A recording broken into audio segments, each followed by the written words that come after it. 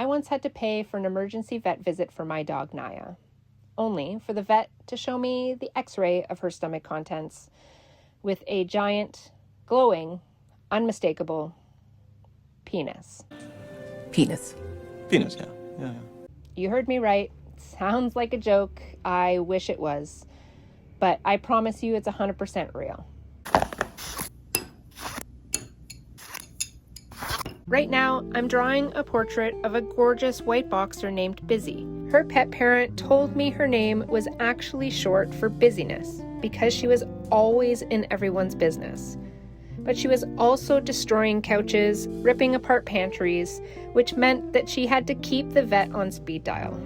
Losing Bizzy was heartbreaking for her because she was her absolute soul dog. And hearing her story brought back a flood of memories of my own late dog, Nyah. Because before Nyah gave me the most embarrassing Xray in veterinary history, she was already a legendary agent of chaos. If you've ever loved and lost a dog that tested your sanity but entirely stole your heart, this one's for you. Now, every destructive dog starts somewhere. But in Nyah's case, she didn't just develop a knack for trouble later in life. She was born into it. I actually met Nyah back when I was in vet tech school. She was there at the school, and she absolutely hated being confined. She would completely freak out in clinic cages, so one of the vets kindly decided to let her hang out in her private office instead to keep her calm. Well, calm was a relative term. While we were all trapped in class learning how to care for animals, Nyah was in that office staging a small coup. She managed to tear down the window blinds right off the door, and then, for good measure, she systematically ripped apart several incredibly expensive veterinary textbooks. You would think seeing a dog decimate a vet's office would be a massive red flag for an adoption. But instead, I looked at this chaotic, stubborn powerhouse of a dog and completely fell in love. I adopted her anyway, knowing exactly what I was walking into. Or so I thought. Once I brought her home, the chaos graduated with her. She developed a very specific, incredibly expensive taste for gaming controllers and random household items.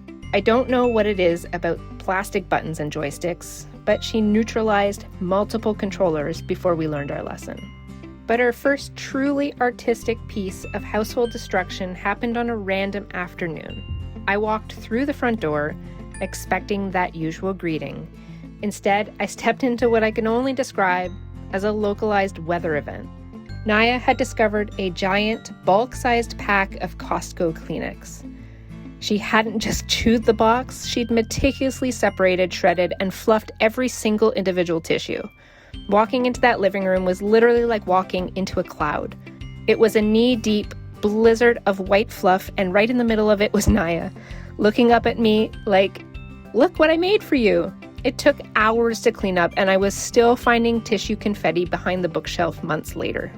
And looking at Bizzy's face right here, I can see that exact same, who, me? Look of innocent destruction. But the tissue cloud was nothing compared to the day Nyah decided to become a gourmet chef. It was October, and we had just finished carving jack-o'-lanterns. And if you've ever carved pumpkins, you know that aftermath. A garbage bag filled with cold, slimy, stringy pumpkin innards and seeds. We threw that bag in the trash. And since we'd also finished the block of butter that we had, we took out a brand new one and let it sit on the counter to soften. Then we went out for a bit. That, in hindsight, was a very big mistake. Big mistake. Big mistake. Nyah was a professional counter surfer. She'd managed to snatch the entire brand new pound of butter and eat it whole. But apparently she needed a side dish too, because she then proceeded to tip over the garbage and consume every last bit of the raw, slimy pumpkin guts. I want you to visualize the chemistry experiment happening inside her stomach at that moment. A literal pound of pure fat mixed with a mountain of fibrous pumpkin slime. Naturally, her stomach rejected this culinary masterpiece. When we got home, she had vomited all over our living room carpet. It was so thick and purely greasy from the butter that it completely saturated the fibers and the underpad. We tried our best to clean it up, but in the end, we ended up throwing it right in the dumpster. I look back and laugh now, but at the time, I didn't know whether to cry or to laugh. It takes a very special soul dog to make you laugh at a ruined floor, and that's exactly the kind of magic Bizzy had too. You would think losing an entire carpet would be the peak of her career, but Nyah was ambitious. Her absolute masterpiece happened when she managed to raid an entire bag of wild birdseed. Now, birdseed expands, it gets heavy, and it made her incredibly visibly sick. Knowing her track record, we panicked a bit, and thinking she had an intestinal blockage, we rushed her straight to the clinic for an emergency imaging. They had to do a barium series, which involves feeding them a glowing contrast liquid that will show up bright white on an X-ray. It allows them to track exactly where the blockage is. Usually looking at medical imaging of a sick pet is a stressful, tense moment. You're waiting for the vet to give you grave news. The vet pulled up the digital X-ray on the screen, and sitting there in the middle of Nyah's stomach, illuminated in bright, glowing, unmistakable contrast, was a giant penis.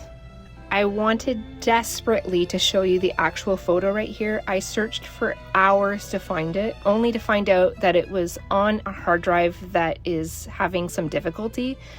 So maybe one day I'll pop it on a future video. But I need you to trust me on this. It was so perfectly defined. I just sat there and looked at it and laughed so hard I almost peed my pants. The birdseed and barium had formed the ultimate cosmic joke. I remember looking at the vet, looking back at the glowing screen and thinking, yep, that pretty much sums up my dog.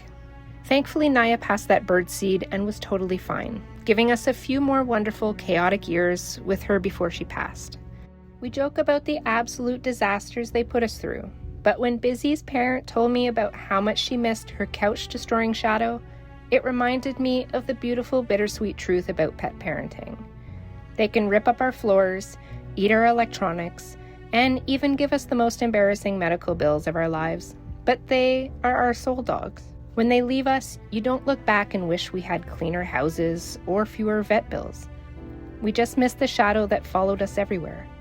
We wouldn't trade the chaos for anything in the world, because the space they fill in our hearts is so much bigger than a space they destroy in our living rooms. This portrait of Bizzy is heading home soon to honor that beautiful, chaotic legacy, and I'm so grateful I got to think about my sweet Nyah while drawing her. If you've ever lost a chaotic soul dog of your own, tell me their name and their craziest story in the comments below. Let's celebrate them. And don't forget to like and subscribe for more pet stories and art. I'll see you in the next video.